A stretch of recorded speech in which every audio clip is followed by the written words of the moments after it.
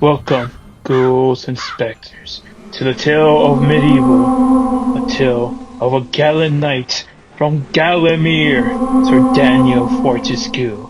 Let us begin.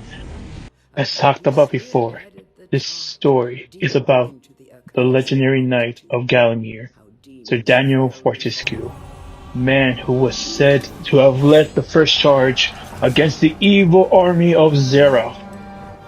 But still may not be what it seems. So it's said that instead of being one of the greatest legendary knights, the Daniel Fortescue was actually a big buffoon because he died in the first battle by one arrow. Yes, this story is not about becoming a legend, but living up to a legend.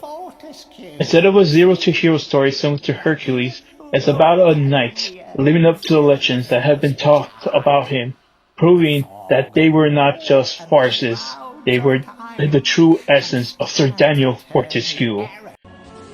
The story begins with Sir Daniel Fortescue being resurrected 100 years after his death by his mortal enemy, the Dark Sorcerer, thereof, who's resurrecting people to become part of his dark army, so he can take over Gallowmere, with Sir Daniel Fortescue being the only hero left with a physical form. He should travel across Gallowmere, defeating anyone who stands in his way.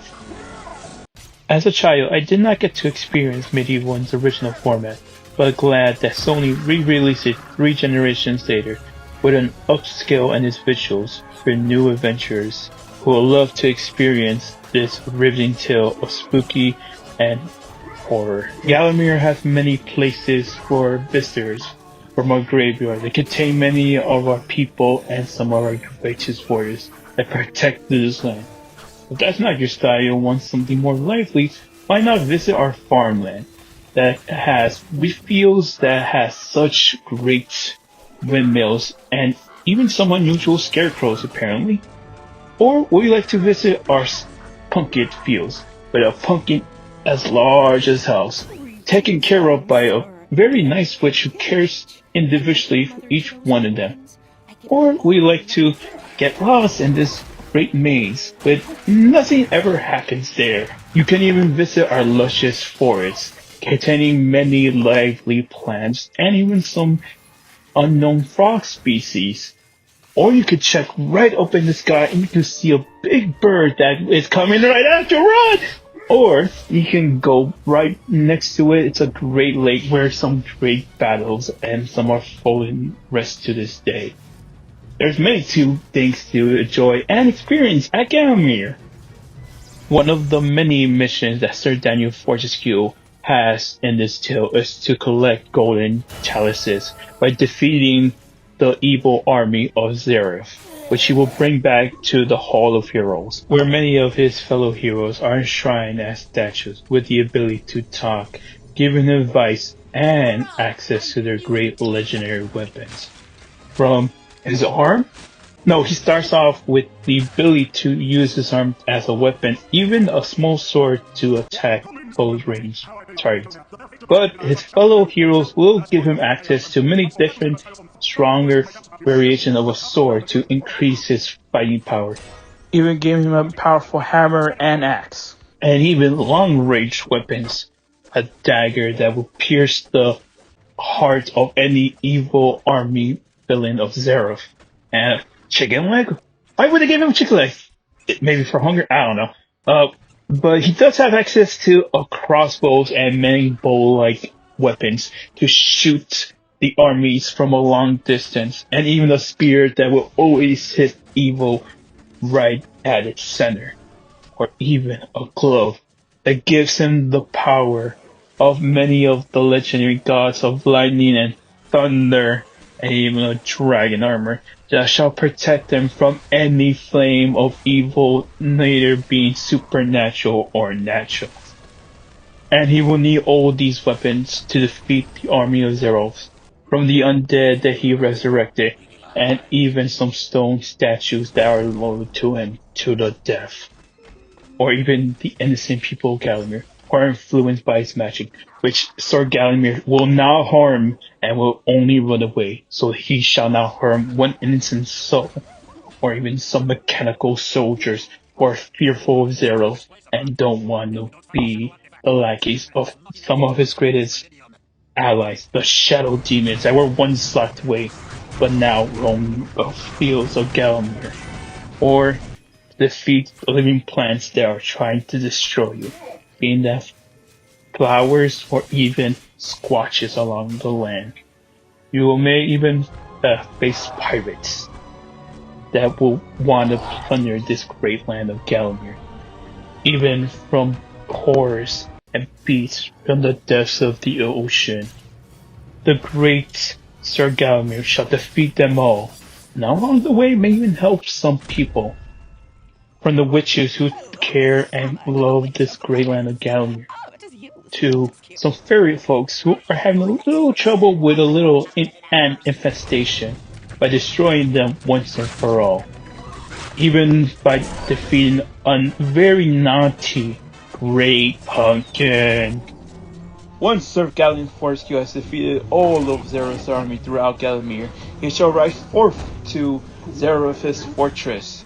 But he won't go straight because you have to take a specific pathway because this map is so confusing. You have to make sure you take a specific... Yeah, it's just really confusing. But Sir Gallion Fortescue actually meets Death. Apparently, he and Death have met before. Well, he did die, so yeah, but Death actually gives him a little help along the way, which was very helpful. But once Sir Gallion Fortescue has made it to Zeros' fortress, he shall battle the remnants of what's left of Zeros' army. But he won't be there alone. Warriors of the past shall gather and help and fight alongside to defeat the last remnants. Once that's done, Zeref shall fight against Sir Daniel Fortescue, sorcerer versus knight. And even when he's down to his luck, Zero will transform himself into a dragon to defeat Sir Daniel Fortescue. But Sir Daniel Fortescue will press on and fight the evil Zeref as in dragon form, defeat him once and for all. And once he does, he will go back to his creep. Finally, be able to rest in peace, knowing that Galamir is once again protected from the great evil of Zeref once and for all. Overall, I enjoyed MediEvil. It was a fun game to play during Halloween. But the best way to show how I feel about MediEvil is by rating it from a scale 1 through 7 on 3 aspects of it. The story, the design of it, and its gameplay. Well, it is a game, so that's one of it, of course. The story, I'll give it a 5. It's above 4, which is average for my scale at the release. So, yeah, it's above average, but it's also by the numbers of a hero defeating evil. It has a lot of comedic effects, so that's why I enjoyed it a lot, because of all the characters and how some of the people that they didn't take a lot of characters that would be typically like the fairy. Instead of being this beautiful small creature, it was more like a chubby man with like some 5 o'clock shadow, which was very funny that they were kind of making fun of that. But like I said, it felt like just by another hero story, so I can't give it more than a 5. So, I mean, design, I'll have to give it a 5. Originally, I wanted to give it a 6, but I don't feel like I can't give it a 6 because it's a game that was already made in the previous generation, so the people who made this remake already had the building blocks to a world that was wide open, and the only thing they did was, and I'm not saying it was easy, I'm just saying most things they had to do was just upscale it to an HD quality, make it more visually appealing. Like I said, I was originally going to do 6, but I can't give it, because I was going to give it 6 just because, decreasing it a little bit, because there was some times where visuals were not on par where everything else was, so, but then I had to decrease them a little bit more, because can I give it a 6 because it was already basically you were given the foundation and you just built up a bit higher. So yeah, I can't give it more than a 5 right now. Maybe if I play a little bit more to get the fandom, but for right now I can only give it a 5. For the gameplay, I will also give it a 5.